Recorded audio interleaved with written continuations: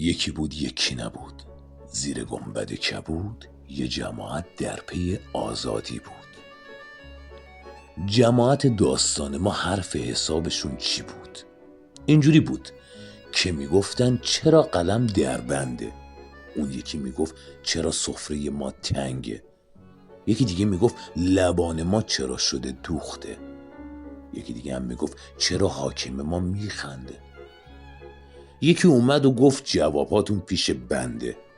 آهای تویی که گفتی چرا قلم دربنده، قلم تو باور آزادی کسی که دربنده، نداره راه چاره.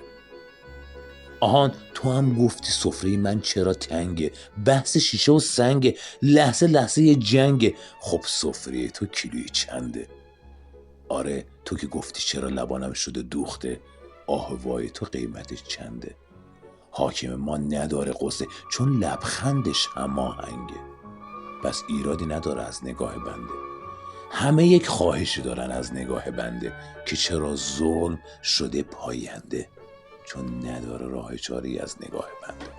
حکایت این چنین بود از این جماعت خسته، نداشتند راه چاره چون دار و ندارشون به تاراج رفته.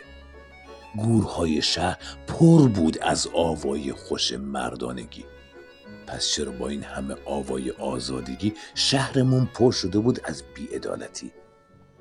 چون خاک مرده بر سر این شهر آوار بود، نه حرفی نه سخنی از برای آزادگی.